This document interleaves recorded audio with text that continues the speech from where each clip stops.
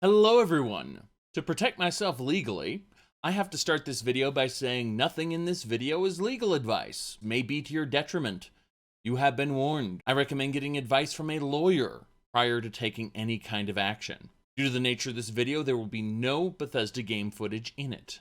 If you want my take on Fallout 76, it's a separate video linked below. This is specifically about the Power Armor Edition. You see, the $200-ish Power Armor Edition that was available for Fallout 76 when it came out was supposed to come with a canvas bag. They replaced it with a nylon bag with an apology stating that the prototype, that is reproducing the prototype, was too expensive to go in this edition.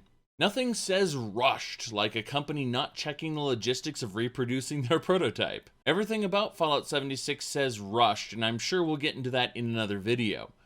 Suffice it to say that advertising one product and delivering another product after the person has paid is false advertising.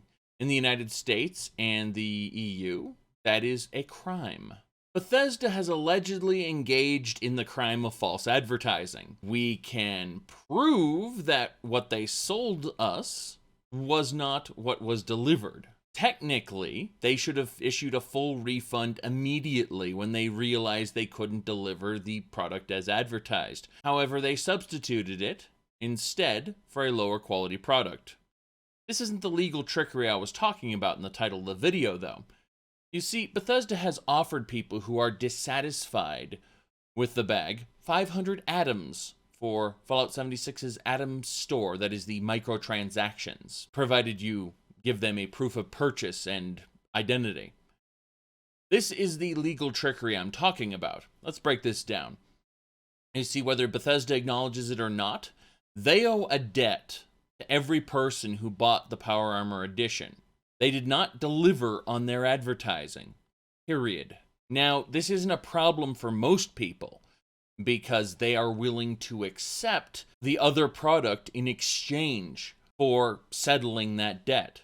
The debt is assumed settled if you take the product and don't complain about it. Complaining is a form of negotiation in order to get what you were promised. Now, I know people have been screaming lawsuit, and I know people have been screaming lawsuit in regards to not being given refunds for digital editions of Fallout 76. You see, when you sign up for a Bethesda.net or install Fallout 76, you'll be given a prompt to agree to the Bethesda.net user agreement that restricts your ability to sue them only to small claims court or through third-party arbitration. Arbitration cases are going to cost you a minimum of $900 most likely, and it can only go up from there. Bethesda.net agreement also contains a what you see is what you get kind of foundation, where no previous offers or statements are allowed. The only thing you are agreeing to is the EULA itself. That means that in theory, that if there was a fictional man named Todd Howard, and he were to come up to you and give you a set of lies and really talk up this fictional product, this fictional Todd Howard is discarded from the agreement, okay? You are only agreeing to the EULA itself. Whatever this Todd Howard person said isn't applied to the agreement. Now, the problem for Bethesda and potentially the boon for everyone else is that this EULA only covers the software itself. Printer companies tried to govern the use of ink cartridges.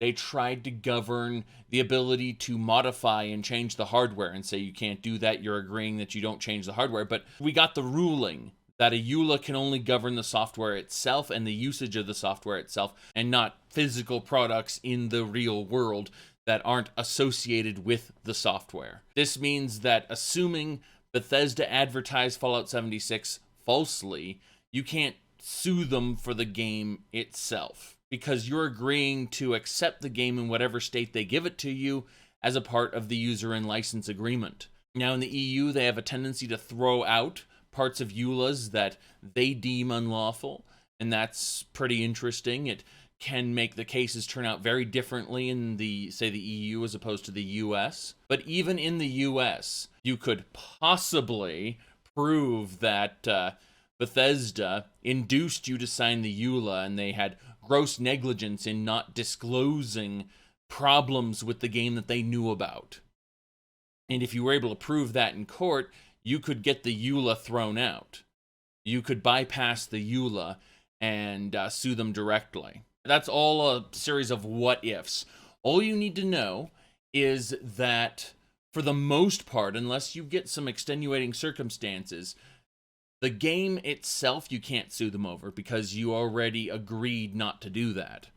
You can enter into arbitration with them over the quality of the game. You can go to small claims court over a petty cash amount. But for the most part, large-scale lawsuits are out. But we're not talking about the game itself.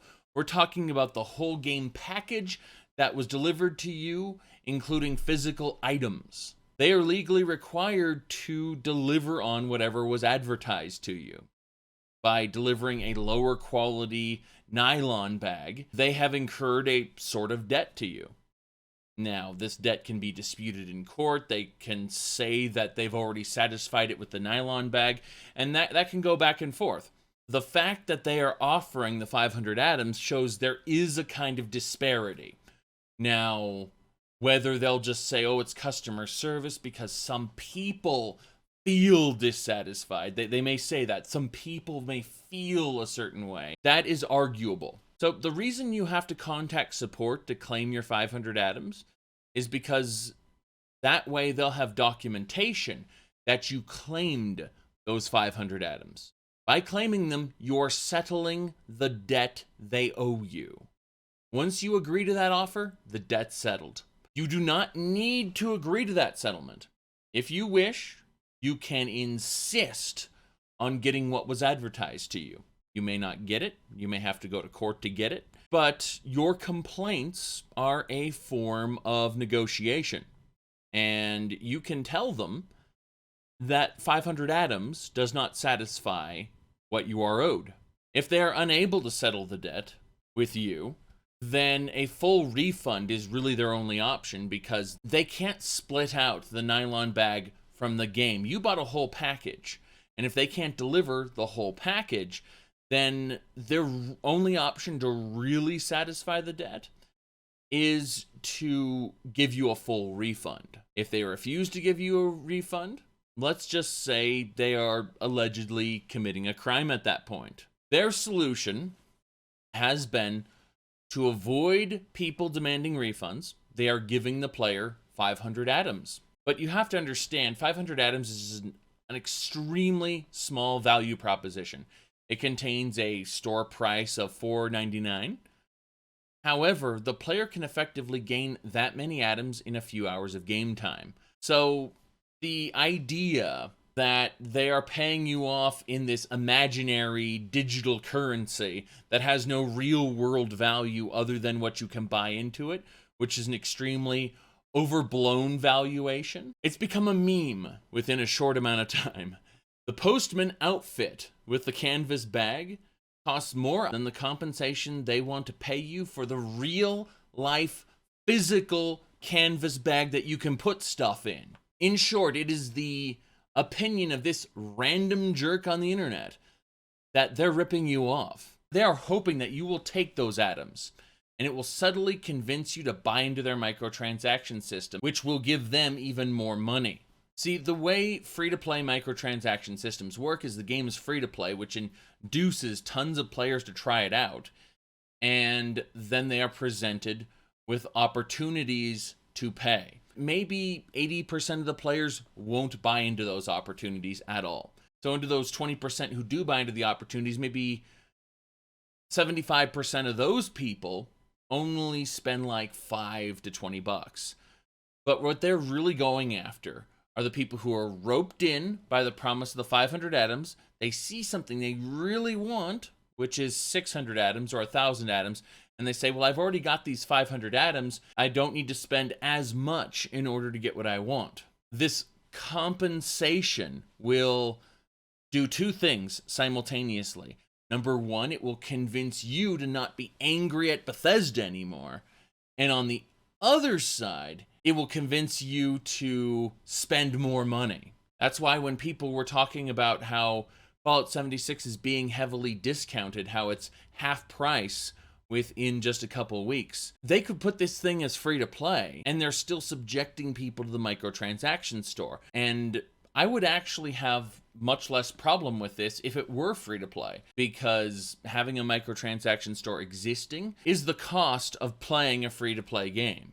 Unfortunately, this is not free to play, and we're talking about people who have spent $200 or more to get themselves a Power Armor Special Edition, and they didn't get what they were promised.